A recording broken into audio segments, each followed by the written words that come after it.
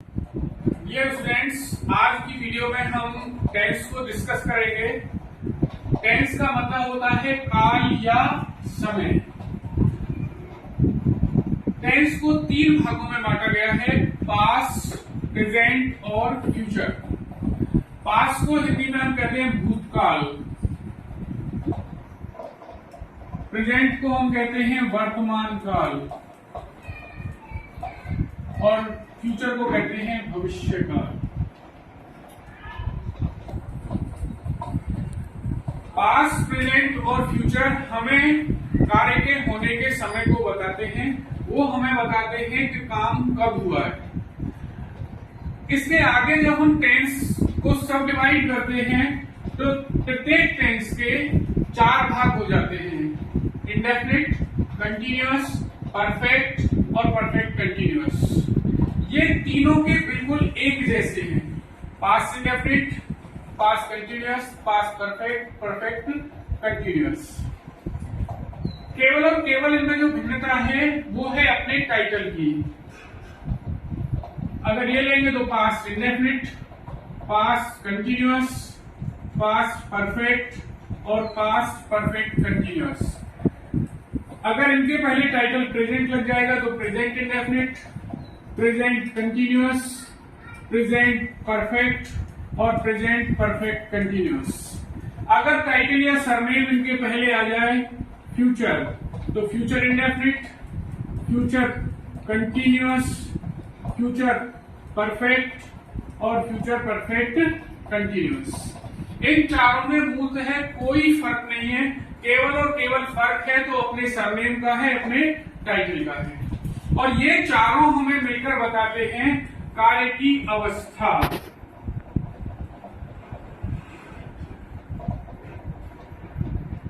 या कार्य कितना हुआ है।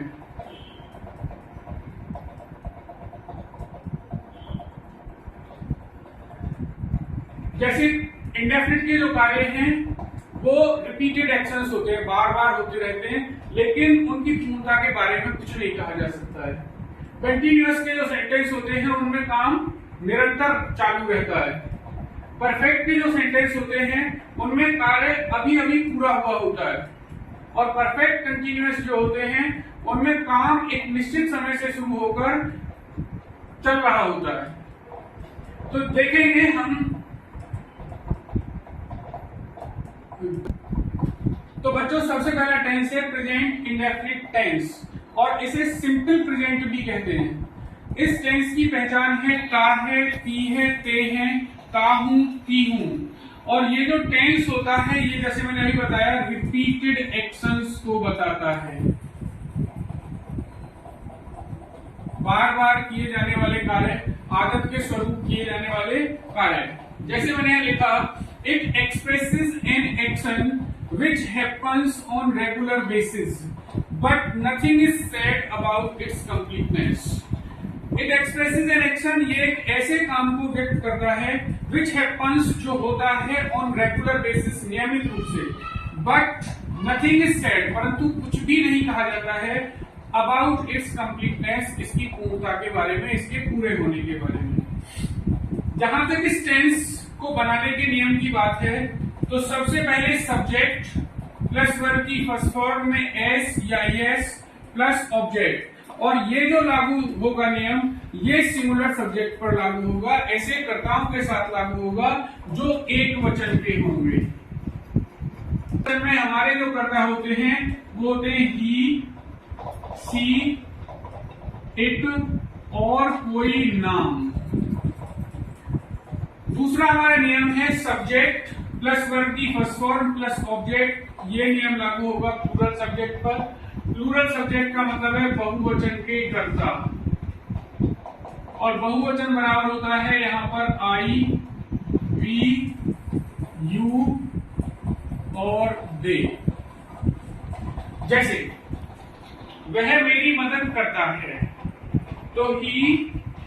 अब देखेंगे जो मैंने अभी स्ट्रक्चर बताया अंग्रेजी का, उसमें सबसे पहले आता है सब्जेक्ट, उसके बाद वर्ब की फर्स्ट फॉर्म में एस या एस, उसके बाद ऑब्जेक्ट। लेकिन जो हिंदी की हमारी फॉर्मेशन होती है, हिंदी की फॉर्मेशन में सबसे पहले आता है सब्जेक्ट, उसके बाद आता है ऑब्जेक्ट और उसके बाद आती है वर्ब। तो हमें उसे क्या करना है, सब्जेक्ट, वर्ब और ऑब्जेक्ट की फॉर्म में लिखना होता है। तो यहां पर हमारा सब्जेक्ट है ही, तो ही की अंग्रेजी क्या हो जाएगी, ही। हमारी वर्ब है मदद करना, तो क्या हो जाएगा, हेल्प्स।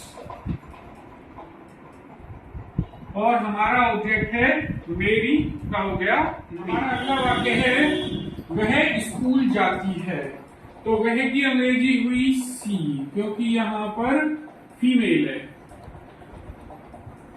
जाने की अंग्रेजी हुई गो। अब एक बात यहां समझने वाली है बच्चों, मैंने नियम में लिखा है वर्ब की फर्स्ट फॉर्म में एस या ईएस। तो ऐसी वर्ब जो ओ, एच, डबल एस या एक्स पर समाप्त होती हैं, उनमें हम ईएस जोड़ते हैं। तो वो हमारी किसमें समाप्त हुई, ओ पर समाप्त हुई, इसलिए उसमें क्या जोड़ा जाएगा, ES. She goes to school, वह हिंदी पढ़ाती है, तो सी पढ़ाने की अंग्रेजी टीच। कर्ता हमारा एक वचन का है, इसलिए एस या ईएस। अब एस लगाएंगे या ईएस, ये डिसाइड करेगा कि हमारी वर्ब ओ, एच, डबल एस, एक्स पर तो समाप्त नहीं हुई है। देखेंगे हमारी वर्ब यहां पर सी एच पर समाप्त हुई है, इसलिए इसमें क्या करेंगे, ईएस जोड़ देंगे। सी teaches Hindi.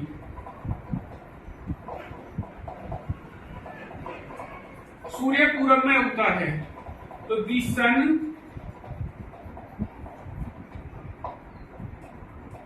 Rises in the east.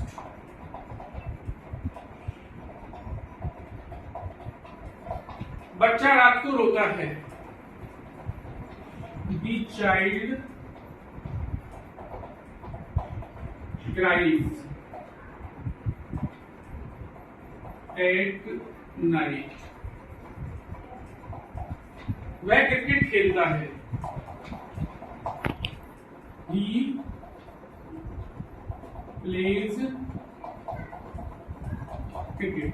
बच्चों यहां भी एक ध्यान देने वाली बात है, हमारी जो वर्ब यहां पर क्राई थी वो भी वाई पर समाप्त हुई थी, और जो वर्ब प्ले है वो भी वाई पर समाप्त हुई है। दोनों ही वाक्यों में कर्ता एक वचन का है, यहां पर चाइल्ड है, यहां पर ही है। लेकिन यहां पर हमने वाई को आई में बदल दिया, लेकिन हमने यहां पर वाई को आई में नहीं बदला, केवल और केवल एस जोड़ दिया। क्योंकि ये नियम है कि अगर कोई वर्ब वाई पर समाप्त होती है और उससे पहले कोई कॉन्सोनेंट आता है, तो वाई को आई में बदल दिया जाएगा। और यदि कोई वर्ब वाई पर समाप्त होती है और उससे पहले कोई वोवल आएगा, ए आई ओ यू आएगा, तो वाई को आई में नहीं बदला जाएगा, उसमें ऐसे ही एस जोड़ दिया जाएगा। मैं तुम्हें अंग्रेजी पढ़ाता हूं, तो मैं की अंग्रेजी क्या होगी, आई। अब कभी कभी वाक्यों में दो ऑब्जेक्ट भी आएंगे, जैसे इस वाक्य में तुम्हें और अंग्रेजी दोनों ऑब्जेक्ट हैं। इंग्लिश ग्रामर में इन्हें डायरेक्ट और इनडायरेक्ट ऑब्जेक्ट कहा जाता है। यदि हम वाक्य में क्या से प्रश्न करें और उत्तर में जो हमें नाउन या प्रोनाउन प्राप्त होगा वो कहलाएगा डायरेक्ट ऑब्जेक्ट, और जो किसको से उत्तर प्रश्न करने पर उत्तर में प्राप्त होगा वो कहलाएगा इनडायरेक्ट ऑब्जेक्ट। जैसे वह तुम्हें क्या पढ़ाता है, तो उत्तर में मिलता है अंग्रेजी, तो ये अंग्रेजी हमारा डायरेक्ट ऑब्जेक्ट। वह किसको अंग्रेजी पढ़ाता है, उत्तर में तुम्हें, तो तुम्हें है इनडायरेक्ट ऑब्जेक्ट। क्या है, इनडायरेक्ट ऑब्जेक्ट। जब हम ट्रांसलेशन करते हैं तो ट्रांसलेशन करते समय इनडायरेक्ट ऑब्जेक्ट को पहले और डायरेक्ट ऑब्जेक्ट को बाद में लिखते हैं। जैसे मैं की अंग्रेजी आई, पढ़ाने की अंग्रेजी हो गई टीच। अब क्योंकि आई जो है वो बहुवचन का सब्जेक्ट है, इसलिए एस या एस नहीं जोड़ेंगे। उसके बाद अब हम अपना इनडायरेक्ट ऑब्जेक्ट लिखेंगे, आई टीच यू इंग्लिश। हम उत्तर प्रदेश में रहते हैं, we live in Uttar Pradesh. Negative sentences को बनाते समय सबसे पहले सब्जेक्ट, उसके बाद हेल्पिंग वर्ब यहां पर होंगी डू या डज, उसके बाद नॉट, वर्ब की फर्स्ट फॉर्म प्लस ऑब्जेक्ट। जैसे रोहन अपना पाठ याद नहीं करता है, तो सबसे पहले रोहन, उसके बाद नियमानुसार डू या डज। जो एक वचन के कर्ता होंगे उनके साथ सहायक क्रिया डज, जो बहुवचन के कर्ता होंगे उनके साथ सहायक क्रिया डू। तो रोहन कैसा है, एक वचन का, इसलिए क्या लिखेंगे डज।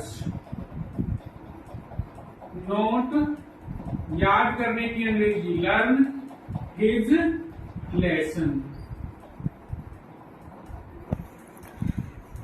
रमन,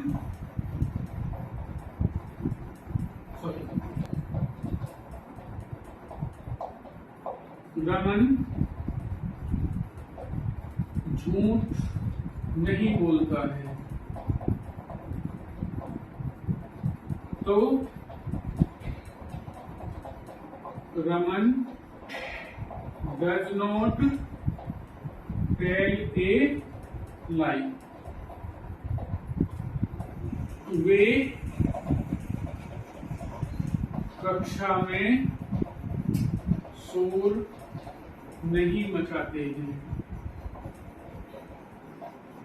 तो दे डू नॉट। अब दे कैसे, डू करके, इसलिए दे के साथ क्या आएगा do. They do not make a noise in the class.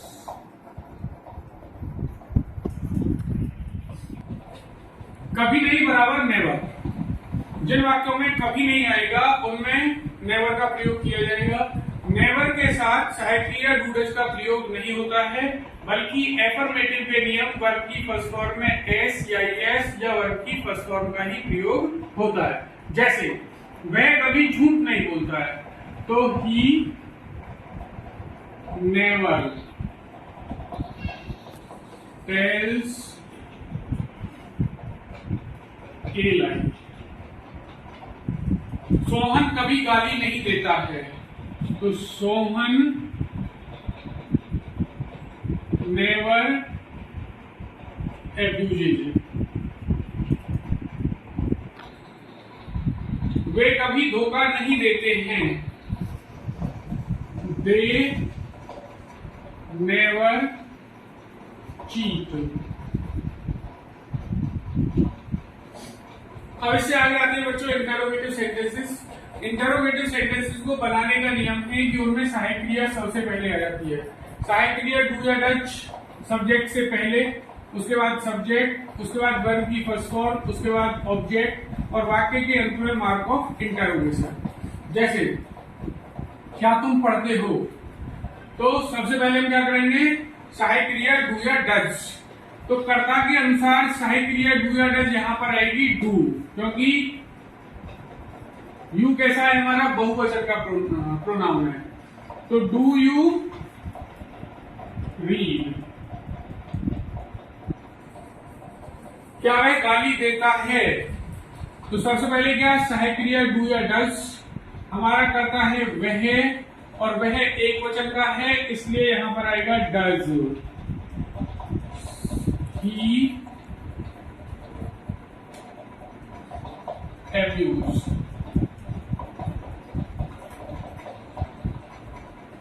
क्या लड़के फर्नीचर तोड़ते हैं, तो लड़के कैसे हैं बहुवचन के, क्या होगा do. The boys break future.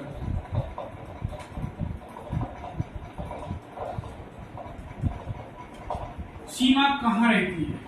देखो अभी तक हमने जो 3 वाक्य करे उनमें जो हमारा वाक्य है वो क्या से शुरू हुआ, और ये कहलाता है टाइप 1। दूसरा है हमारा वे वाक्य जिनमें प्रश्नवाचक शब्द वाक्य के बीच में आए, और ये कहलाता है टाइप 2। जब हम टाइप 1 का वाक्य बनाते हैं तो सहायक क्रिया वाक्य के शुरू में रखते हैं, लेकिन जब हम टाइप 2 का वाक्य बनाते हैं जिनमें प्रश्नवाचक शब्द वाक्य के बीच में आता है, तो ऐसे वाक्यों को बनाते समय सहायक क्रिया से पहले क्वेश्चन वर्ड को और लिख दिया जाता है। जैसे सीमा कहाँ रहती है, तो इस समय सबसे पहले कहाँ की अंग्रेजी लिखी जाएगी और वो होगी वेयर। उसके बाद सहायक क्रिया डू या डज, कर्ता के अनुसार सीमा एक वचन की है इसलिए डज। उसके बाद सब्जेक्ट सीमा, और उसके बाद वर्ब की फर्स्ट फॉर्म। वे कहाँ टहलने जाते हैं, तो सबसे पहले कहाँ की अंग्रेजी प्रश्नवाचक शब्द कहाँ, और कहाँ की अंग्रेजी होती है वेयर। और हमारा सब्जेक्ट कैसा है, बहुवचन का है दे, इसलिए कहेगा डू। उसके बाद सब्जेक्ट, उसके बाद वर्ब की फर्स्ट फॉर्म, उसके बाद ऑब्जेक्ट गो टू वॉक। तुम अपना काम क्यों पूरा नहीं करते हो, तो सबसे पहले क्या होगा, क्यों की अंग्रेजी आएगी, और क्यों की अंग्रेजी क्या है भाई। उसके बाद सब्जेक्ट है तुम, तो सहायक क्रिया आएगी डू। उसके बाद यू, और अगर इंटेरोगेटिव सेंटेंस नेगेटिव डी है तो सब्जेक्ट के बाद note, why do you note. उसके बाद वर्ब की first form complete your work. तो बच्चों यहाँ पर हमारा प्रेजेंट इंडेफिनिट का टेंस खत्म हुआ। उम्मीद है तुम्हारी समझ में आया होगा। Thank you.